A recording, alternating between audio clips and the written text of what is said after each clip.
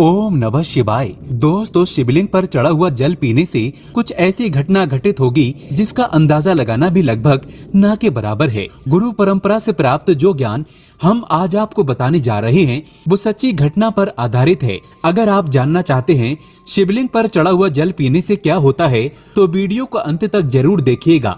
आप भी हो जाएंगे हक्का बक्का। भयंकर चमत्कार देख आपकी आंखें फटी की फटी रह जाएंगी। दोस्तों, शिवलिंग पर किस प्रकार से पानी चढ़ाया जाए और इसे किस प्रकार से पिया जाए, इसके पीने के फायदे, घर में छिड़कने के फायदे, घर में रखने के फायदे और इसके नियम एवं सावधानी के बारे में बताऊंगा। दोस्तों, ये जानकारी इतनी खूबसूरत है कि शायद ही कोई आपको बताएगा। आपके पास जितनी भी दौलत हो, ये जानकारी पाने के लिए उस दौलत को लगा देना, फिर भी ये फ्री की जानकारी आपको कोई नहीं बताएगा। तो दोस्तों, विद्वेश्वर संहिता के 12वें अध्याय के 18वें श्लोक में बताया है कि जो जल शिवलिंग पर चढ़ाया जाता है उसे 3 बार थोड़ा थोड़ा कर पीना चाहिए और उसमें स्पष्ट लिखा है कि इससे शरीर की कायिक, वाचिक एवं मानसिक ये तीनों प्रकार के रोगों से मुक्ति मिलती है। दोस्तों, आज मैं आप लोगों को शिवलिंग पर चढ़े हुए जल की संपूर्ण जानकारी बताऊंगा। आपने अक्सर देखा होगा YouTube पर आचार्य प्रदीप मिश्रा जी भी कहते हैं कि 1 लोटा जल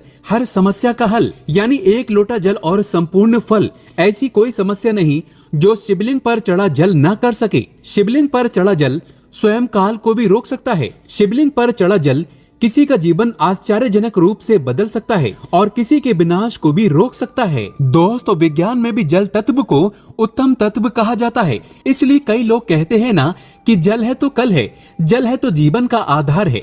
इसलिए कई लोगों के मुख से ये कहते हुए जरूर सुना होगा कि पानी बहाओ नहीं, पानी बचाओ। तो दोस्तों, अपने कष्ट निवारण हेतु हम सब इसमें जल चढ़ाते हैं, लेकिन उस जल का प्रसाद लेना ही भूल जाते हैं।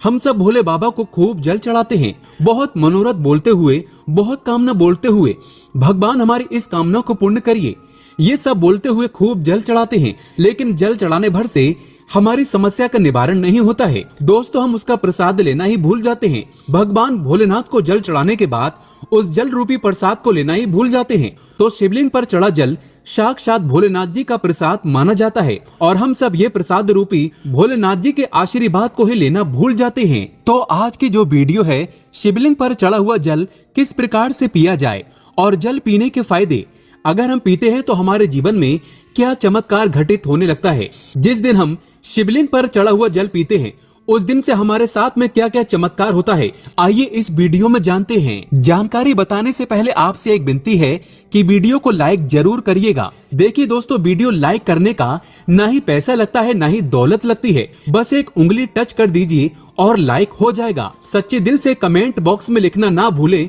हर हर महादेव, ओम नमः शिवाय। मात्र भोलेनाथ का नाम लिखने से ही शिवलिंग पर 1 लोटा जल अर्पित करना माना जाता है। तो आइए बढ़ते हैं वीडियो में। दोस्तों, सर्वप्रथम तो मैं आप लोगों को जल पीने के प्रयोग बताऊंगा, इसके बाद छिड़कने और रखने का प्रयोग बताऊंगा। आपको बता दें, शिवलिंग पर चढ़ा जल हमारे घर में भी पिया जाता है और भगवान शिव की कृपा से आज हम संपूर्ण और धन से परिपूर्ण हैं, सभी बीमारियों से दूर रहते हैं। तो जल पीने का प्रयोग कुछ इस प्रकार से है। शिवलिंग पर चढ़े हुए जल को पीने से आरोग्य की प्राप्ति होती है।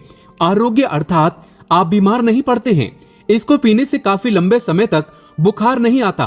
बुखार सीधे आता है तो 5-10 सालों के बाद आता है। जो लोग वायु परिवर्तन होते ही अर्थात जैसे ही मौसम में बदलाव आते हैं तो बहुत सारे ऐसे लोग होते हैं जो कि निरंतर बीमार पड़ते हैं, तो उनके लिए रामबाण साबित होता है। शिवलिंग पर चढ़े हुए जल को आप पीते हैं तो हमेशा आरोग्य रहेंगे। और एक खास बात, अगर आप लोग डेली शिवलिंग पर जल नहीं चढ़ा पाते हैं तो किसी भी समय में जल चढ़ाएं, कोई बात नहीं। आप शिवलिंग पे चढ़े हुए जल को इकट्ठा करके किसी बड़े से बोतल में एकत्रित करके रख लीजिए और थोड़ा थोड़ा नित्य पीजिए। तो पीने से आपको आरोग्य की प्राप्ति होती है। यदि आपकी आंखों में बार बार कीचड़ आ जाती है, धुंधलापन सा आ जाता है, चश्मा लग गया है, दिखाई कम पड़ता है, सुबह उठते समय आंखों में दर्द होता है, जलन होती है, तो ऐसे में शिवलिंग पर चढ़े जल से चेहरा धोने से, आंखों पर जल छिड़कने से समस्त बीमारियां, रोग दूर हो जाते हैं। दोस्तों, मेरी आंखें भी जब खराब हो जाती हैं तो मैं भी इसी जल से अपनी आंखों को धो लेता हूँ, तो समस्त आंखों के रोग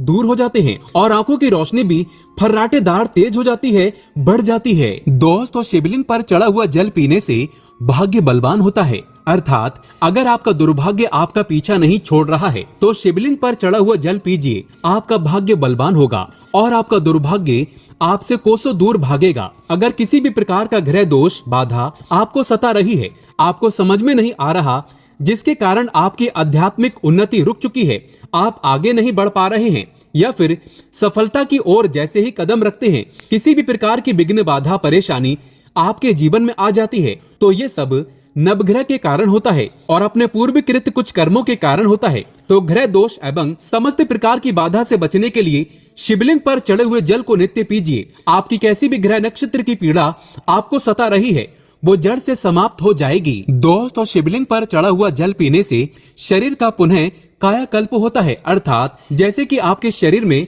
बुढ़ापा आ चुका है, आपके शरीर में ताकत नहीं बनती, आपके शरीर में जोश नहीं है, आपके शरीर में वो पुनः शक्ति नहीं है जो कि पहले थी। तो अगर आप भी पुनः अपने शरीर का कायाकल्प करना चाहते हैं, अपने शरीर में नई ताकत लाना चाहते हैं, नई ऊर्जा का एहसास करना चाहते हैं, तो शिवलिंग पर चढ़े हुए जल को पीना शुरू कर दीजिए। आपके शरीर में पुनः नई ताकत आएगी। अगर आपके द्वारा किसी भी प्रकार के पूर्वकृत पाप हो गए हैं जिससे आप पश्चाताप के रूप में आप उन पापों से मुक्ति पाना चाहते हैं, तो नित्य शिवलिंग पर जल चढ़ाइए और उस जल को पीना शुरू कर दीजिए। बीच में गैप हो जाता है तो आप एक काम करना, शिवलिंग पर चढ़े हुए जल को इकट्ठा करके किसी पात्र में रख लेना और इसे पी सकते हैं। तो इससे पाप का भी नाश होता है, पाप का शमन होता है। दोस्तों, अगर आप किसी मंत्र को सिद्ध करना चाहते हैं और आपको ईश्वर से वार्तालाप करनी हो, तब ऐसे समय में शिवलिंग पर चढ़े हुए जल को पीने से और नित्य एक माला ओम नमः शिवाय का जप करने से सिद्धि की प्राप्ति हो जाती है। आपको बुरे से बुरे, अच्छे से अच्छे संकट का शुभ समय का पहले से ही आभास हो जाएगा। आपको ढेर सारा लाभ मिलता है। अब आइए जानते हैं कि शिवलिंग पर चढ़े हुए जल को घर में छिड़कने से क्या होता है। ये जानना भी है जरूरी। तो शिवलिंग पर चढ़े हुए जल को घर में छिड़कते हैं तो घर से गरीबी, दरिद्रता, दुख, दोष, शोक, इन सब का नाश होता है। लंबे समय से गरीबी से परेशान है, घर में दरिद्रता छोड़ ही नहीं रही है, घर में दुख है, घर में शोक है, इन सब का नाश शिवलिंग पर चढ़े हुए जल को घर में छिड़कने से हो जाता है। दोस्तों, अगर आप चाहते हैं कि आपके घर में स्थायी लक्ष्मी का वास हमेशा बना रहे, तो नित्य पूजा करने के बाद घर में शिवलिंग पर चढ़े हुए जल का पानी जरूर छिड़कें और इसी के साथ आपको धूप का धुआं जरूर दिखाना है, लोबान का धुआं दिखाना है। तो इससे आपके घर में स्थायी लक्ष्मी का वास हमेशा बना रहता है और अन्नपूर्णा का भंडार भरा रहता है। दोस्तों, शिवलिंग पर चढ़े हुए जल का पानी घर में छिड़कने से घर तीर्थ जैसा पवित्र हो जाता है। घर में रहने वाले सभी लोगों का जो आचार होता है, व्यवहार होता है, बहुत ही सुंदर होता है। सोचने समझने की क्षमता भी और लोगों की तुलना में 1000 गुना ज्यादा वृद्धि होती है, बढ़ती जाती है और आपके घर में हमेशा एकता बनी रहती है। किसी भी प्रकार की लड़ाई झगड़ा आपके घर में कभी नहीं होता है। शिवलिंग पर चढ़े हुए पानी का छिड़काव करें, आपके घर का वातावरण पवित्र रहेगा और शिवलिंग पर चढ़ा हुआ पानी जिस घर में छिड़का जाता है वो घर तीर्थ जैसा हो जाता है। उस घर में साक्षात लक्ष्मी नारायण वास करते हैं। समस्त तीर्थ एवं देवी देवता गण वहां पर वास करते हैं और आपके घर में सुख शांति का हमेशा वास बना रहता है। घर का वास्तु दोष समाप्त हो जाता है शिवलिंग पर चढ़े हुए जल को छिड़कने से। यदि अगर आपको लगता है कि आपके घर में धन नहीं रुकता है या फिर आपके घर में नाना प्रकार के भयंकर दोष, पितृदोष, नजर दोष, शनि दोष, काल सर्प दोष, मंगल दोष होना शुरू हो चुके हैं, जैसे अचानक से घर में आग लग जाना, कई प्रकार की ऐसी जो क्रियाएं हैं जो घर में वास्तु दोष लगने के कारण होती हैं, तो घर में जितना जल्दी हो सके, चाहे कुछ भी हो जाए, आग लगे सारे उपायों को, तब आप बिना देरी करे शिवलिंग पर चढ़े हुए जल को छिड़कना शुरू कर दीजिए। घर के सारे वास्तु दोष अपने आप समाप्त हो जाएंगे। दोस्तों, ये सभी दोष घर में तब उत्पन्न होते हैं जब घर में काल का वास हो जाता है और जो महाकाल का भक्त हो तो काल भी उसका क्या करेगा। जिस घर में शिवलिंग पर चढ़ा जल का छिड़काव होता है उस घर से काल भी जाने से थर थर कांपता है, उसमें प्रवेश भी नहीं करता, क्योंकि साक्षात उस घर की रक्षा स्वयं शिव के गण करते हैं। आपके घर की डोर और आपके जीवन की डोर शिव के हाथों में आ जाती है। अब आप बस धन कमाएं और पूजा भक्ति में लग जाएं। आपका बाल बाका भी नहीं होगा, बल्कि आपका कल्याण ही होगा। दोस्तों, यदि घर पर अगर गंदी दृष्टि किसी की लग गई है, गंदी नजर लग गई है, बद्दुआ लग गई है, काला जादू लग गया है, तो आप अभी से अपने घर को बचाना चाहते हैं तो शिवलिंग पर चढ़े हुए जल का छिड़काव आप अपने घर में करें और एक छोटी सी बोतल में, छोटी सी एक शीशी में शिवलिंग के चढ़े हुए जल को इकट्ठा कर लीजिए और घर के मुख्य द्वार पर लाल कपड़े के माध्यम से बांध करके टांग दीजिए।